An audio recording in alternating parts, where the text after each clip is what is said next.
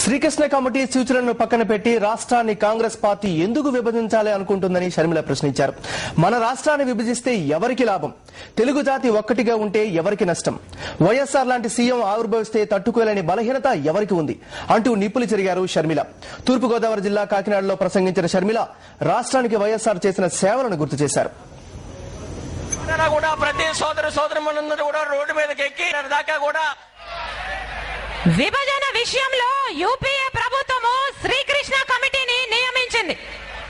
Srikrishna committee ఏమో నిపుణులతో కూడిన ఈ కమిటీ దాదాపు సంవత్సరం రోజులు కూలంకుషంగా పరిశీలన చేసిన తర్వాత రాష్ట్రాన్ని విభజించడం మంచిది కాదు, మన రాష్ట్రాన్ని ఒక్కటిగానే ఉంచితేనే అన్నిటికంటే మంచి పరిష్కారం అని శ్రీకృష్ణ కమిటీ చాలా స్పష్టంగా చెప్పింది.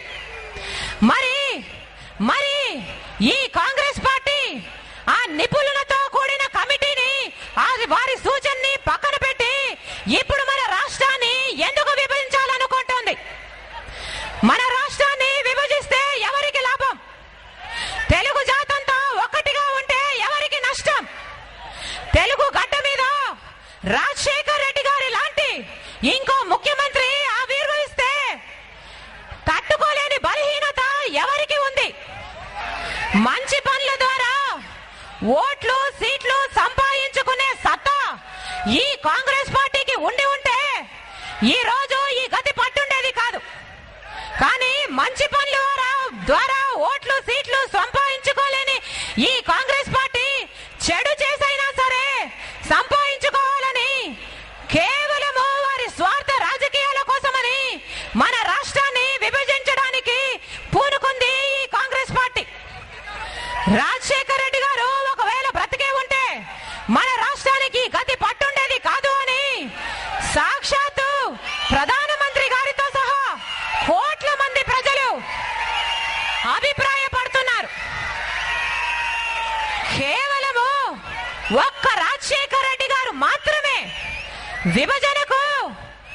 విభజన అనే గొడ్డలికి అడ్డంగా నిలబడి ఒకే ఒక్కడిగా మన రాష్ట్రాన్ని విడిపోకుండా కాపాడిన వ్యక్తి రాజశేఖర్ రెడ్డి గారు. ఎవరికి అన్యాయం జరిగినా సరిదిద్దాలి, అసలు అన్యాయం ఎందుకు జరిగిందో తెలుసుకోవాలి అని రోసయ్య కమిటీని వేశాడు రాజశేఖర్ రెడ్డి గారు. 2009లో టిఆర్ఎస్ దూరం అయిపోతుందన్నా కూడా టిఆర్ఎస్ తెలుగుదేశము పొత్తు కుదుర్చుకున్నా 4 పార్టీలు కలిసి ఏకదాటిగా యుద్ధం చేసిన రాజశేఖర్ రెడ్డి గారు ఒకే ఒక్కడిగా నిలబడి ఒంటి చేత్తో పోరాటం చేసి ఆ ఎన్నికల్లో గెలిచాడు. మన రాష్ట్ర ప్రజలకు కావాల్సింది సంక్షేమము అభివృద్ధి తప్ప రాష్ట్ర విభజన ప్రత్యేక రాష్ట్రము కాదు అని నిరూపించాడు రాజశేఖర్ రెడ్డి గారు. ఇప్పుడు అంత సత్తా ఉన్న ముఖ్యమంత్రి గారు మనకు లేకపోబట్టే మన